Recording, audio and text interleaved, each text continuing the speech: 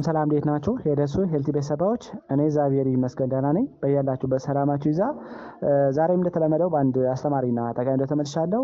በዚህ ቪዲዮ ካቤጅ ነው ደግሞ ጥቅል ጎመንን አዘውትሮ መመገብ እንዴት ነው ደም ውስጥ ያለው የስኳር መጠን እንዲረጋጋ የሚያደርግልን የሚለውን ለእናንተ በደንብ አብራርቼ እነግራችኋለሁ። በተለይ አይነት የስኳር በሽታ ያለባችሁ ሰዎች እንዲሁም ፕሪዳያቤቲክ ተብላችሁ ከፍና ዝቅ እያለ የስኳር መጠን ያስቸገራችሁ ሰዎች ብዙ ጊዜ ጥቅል ጎመን እንድትጠቀሙ ይመከራል። ምክንያቱም ጥቅል ጎመን ፋይበር ወይም ደግሞ አሰርን እንዲሁም ደግሞ ጠቃሚ የሆኑ ባዮቲክ ኮምፖውንዶች በደንብ ፓክድ አድርጎ ስለያዘ የኢንሱሊን ሴንሲቲቪቲን በማሻሻልና አጠቃላይ ሰውነታችን በአግባቡ ግሉኮስ እንዲጠቀም ስለሚያደርግ ደም ውስጥ ያለው ስኳር መጠን እንዲረጋጋና ባላንስ እንዲሆን በማድረግ እጅግ በጣም አስፈላጊና ጠቃሚ የሆነ የምግብ አይነት ስለሆነ አዘውትራችሁ ትጠቀሙበታላችሁ ማለት ነው። ስለዚህ እንዴት ነው ደም ውስጥ ያለው የስኳር መጠን የሚረጋጋው የሚለውን በአራት ከፊል እናንተ በደንብ አብራርቼ እነግራችኋለሁ። ከዛ በፊት ግን ለቻናሉ አዲስ ከሆናችሁ ቻናሉን ሰብስክራይብ ያደርጋችሁ ጀምሮ ነባር ቤተሰቦችም የዩቲዩብ አልጎሪዝም ለብዙዎች እንዲያደርስና ብዙዎችን ስለሚያስተምር ላይክ እና ሼር ማድረጋችሁን አትርሱ። አብራችን ቆዩ። ወደ ዋና ሀሳቤ ስመለስ የስኳር መጠን በማረጋጋትና ጤነኛ የሆነ ፊዚዮሎጂ እንዲኖረን ከሚያደርጉ የምግብ አይነቶች እንግዲህ አንዱ ጥቅል ጎመን ነው። ዝቅተኛ የሆነ ካርቦሃይድሬት፣ ከፍተኛ የሆነ ፋይበር እንዲሁም ደግሞ ጠቃሚ የሆኑ ጸረ ሙቀታማ ኬሚካሎችን በደንብ ስለያዘ የደም ውስጥ የስኳር መጠን እንዲረጋጋ ከሚያደርጉ ምግቦች አንዱ ነው ማለት ነው ጥቅል ጎመን። ጥቅል ጎመንን አዘውትረው ሰዎች ሲጠቀሙ በከፍተኛ ደረጃ አሰር የሚባለውን ወይም ደግሞ ፋይበር የሚባለውን ንጥረ ነገር ስለሚያገኙ ከፍተኛ የሆነ የስኳር መጠን ደም ውስጥ እንዳይበዛ በማድረግ እና የስኳር መጠን እንዲረጋጋ በማድረግ እንዲሁም ደግሞ ግሉኮስ ስፓይክ እያለ የምንጠራውን በመቀነስ በቀላሉ ሰዎች ደም ውስጥ ያለ ስኳር መጠን እንዳይጨምርባቸው እንዲረጋጋ በማድረግ ትልቅ ሚና ያለው የምግብ አይነት ነው ማለት ነው። ስለዚህ ጥቅል ጎመን አዘውትሮ መመገብ ለጤና በጣም ተመራጭ ከሆኑ ምግቦች አንዱ ነው ማለት ነው።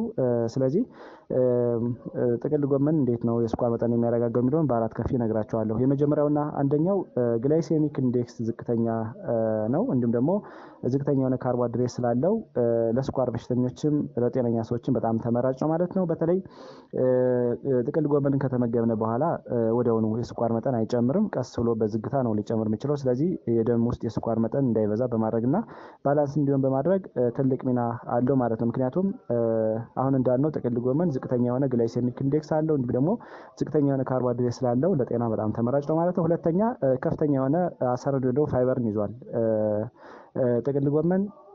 ፋይበር ደግሞ ቅድም እንዳልነው የግሉኮስ አብዞርቤሽንን በመቀነስና አጠቃላይ ብለድ ስትሪም ወይም ደግሞ ደም ስሮች ላይ ስኳር እንዳይበዛ በማድረግ ተመራጭ የሆነ የንጥረ ነገር አይነት ነው ማለት ነው። በተለይ አንጀት ላይ በከፍተኛ ደረጃ ስኳር ነገሮች እንዳይመጠጡ በማድረግና ከተመጠጡ በኋላ ደግሞ ደም ስር ላይ ወይም ደግሞ ብለድ ስትሪም ላይ እንዳይበዙ በማድረግ በቀላሉ የስኳር መጠን እንዲረጋጋ ያደርጋል ማለት ነው። ሶስተኛ ጸረ ሙቀታማ ኬሚካሎች እንዲሆነው ባዮአክቲቭ የሆኑ ውህዶችን በደንብ ፓክድ አድርጎ ይዟል ማለት ነው ጥቅል ጎመን።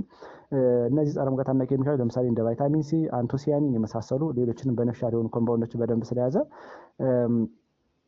ለስኳር በሽተኞች እንዲሁም ደግሞ ፕሪዳያቤቲክ ለተባሉ ሰዎች በጣም አሪፍ ነው ተብሎ ይታሰባል። ምክንያቱም ከጥቅል ጎመን የግሉኮስ ሄሞስታሲስን ወይም ደግሞ የግሉኮስን ሁኔታ ስለሚያረጋጋና አጠቃላይ ዲያቤቲክ ሪሌትድ ወይም ደግሞ ስኳርን ተከትሎ የሚመጡ የኦርጋን ጉዳቶች ለምሳሌ የጉበት፣ የኩላሊት እና ሌሎችም ችግሮች እንዳይፈጠሩ ያደርጋል ማለት ነው።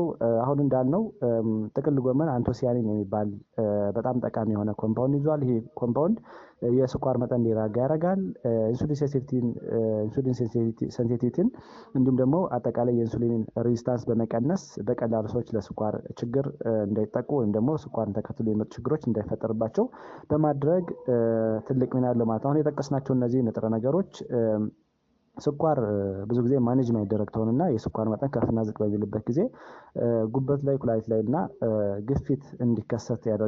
ስለዚህ ይህንን ሂደት በመቀነስና በመቀልበስ በቀላሉ ሰዎች ከስኳር ጋር ተያይዞ ሊመጡ የሚችሉ ችግሮችን በማስተካከል ትልቅ አስተዋጽኦ አለው ማለት ነው። አራተኛና የመጨረሻው የስኳር በሽተኞች የስኳር መድኃኒት ሲወስዱ ጥቅል ጎመንን አብረው እንዲወስዱ ይመከራል። ምክንያቱም ተመሳሳይ የሆነ ሲነርጂስቲክ ኢፌክት ስላለውና የስኳርን መድኃኒቶች በደንብ ስለሚያጠነክርና ስለሚያሻሻል በቀላሉ የስኳር በሽታ እንዲሁም ደግሞ ስኳር ደም ውስጥ ያለ ስኳር መጠን እንዲረጋ ያደርጋል ማለት። ስለዚህ የመድኃኒቶችን በማጠንከርና የመድኃኒቶችን ውጤት በመጨመር ትልቅ ሚና አለው ማለት ነው። በየቀኑ ምን ያህል መውሰድ እንችላለን የሚለው ስናይ ደግሞ ከ100 እስከ 200 ግራም በየቀኑ እንጠቀም ብዙ ጥናቶች ሪኮመንድድ ያደርጋሉ ማለት ነው። እንዴት መጠቀም እንችላለን የሚለው ላይ ደግሞ እንግዲህ ጥቅል ጎመን በጥሬው ከተለያዩ ምግቦች ጋር የምንጠቀመው የምግብ አይነት ነው። ሌላው አብስለን መጠቀም እንችላለን። ከተለያዩ ከፓስታ ከተለያዩ ነገሮች ጋር መጨመር እንችላለን። ሽሮ ሰዎች ሲሰሩም መጠቀም ይችላሉ። እንዲሁም የተለያየ አመጋገብ ዘዴ የምንጠቀመውና ቨርሳታይል የሆነ የምግብ አይነት ስለሆነ በጣም የሚመችና ሰዎች በብዙ ነገር አዘጋጅተው የሚመገቡት የምግብ አይነት ነው ማለት ነው። መጠቀም የሌለባቸው ሰዎች እነማን ናቸው ብለው ስናይ ደግሞ ጥቅል ጎመን እንግዲህ ብዙ ጥቅም እንዳለው ሆኖ ነገር ግን አንዳንዴ ደግሞ የተወሰነ ጉዳት አለው ማለት ነው። በተለይ ሃይፖታይሮይዲዝም ወይም ደግሞ ታይሮይድ ዲስኦርደር ያለባቸው ብዙ ጊዜ ጥቅል ጎመን እንዲጠቀሙት አይመከር። በተለይ ለእንቅርት ማነስ ወይም ደግሞ የእንቅርት ሆርሞን ማነስ ችግር ኖሮባቸው መድኃኒት የሚወስዱ ሰዎች እንዲሁም ደግሞ የእንቅርት ችግር ያለባቸው ብዙ ጊዜ ጎይትሮጅን የሚባለው ውህድ ስላለው ጥቅል ጎመን በቀላሉ የተለያዩ ችግር ሊያስከትል ስለሚችል አብዝቶ እንዲጠቀሙት አይመከርም። ሌላው ዳይጀስቲቭ ዲስኦርደር ያለባቸው ወይም የምግብ መፍጫ ስርዓት ቁስለት እብጠት ያለባቸው ለምሳሌ ኢሪቴብል ባውል ሲንድሮም እና ኢሪቴብል ባውል ዲዚዝ ያለ የምንጠራው ችግር ያለባቸው ሰዎችን እንዲጠቀሙት አይመከርም። ምክንያቱም ጥቅል ጎመን ቅድም እንዳልነው ኮምፕሌክስ የሆነ ሱጋር ለምሳሌ ራፊኖዝ የሚባል ሱጋር ይዟል። ከፍተኛ ፋይበር ይዟል። እነዚህ አሁን የጠቀስናቸው ችግር ያለባቸው ብዙ ጊዜ የጋዝ መጠራቀም መነፋት፣ ቁርጠትና ተቅማጥ ሊያስከትል ስለሚችል ጥንቃቄ ማድረግ አለባቸው ማለት ሲጠቀሙ በትንሹ መሆን ይመረጣል።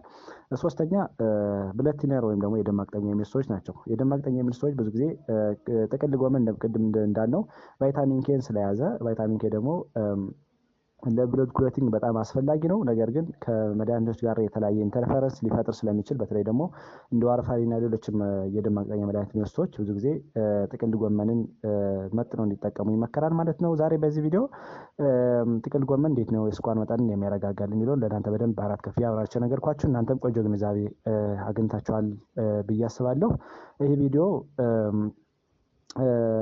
እንደሚታወቀው ስኳር በሽታ አሁን ላይ ራምፓት ወይም ደግሞ በጣም እየተስፋፋ እንደሚገኝ ብዙ ጥናቶች ያስረዳሉ። በተለይ ስኳር መያዝ ብቻም ሳይሆን ስኳርን ተከትለው የሚመጡ የተለያዩ ውስብስብ የሆኑ የጤና ችግሮች አሉ። የስኳር በሽታ ሲከሰት እንደሚታወቀው ግፊት ይመጣል፣ የልብ ህመም፣ ስትሮክ፣ ሌሎችም ከነርቭ ጋር ተያይዞ ሊከሰቱ የሚችሉ ችግሮች ስላሉ እነዚህን ችግሮች ለመቅረፍና ለማስተካከል አመጋገብን መምረጥና በደንብ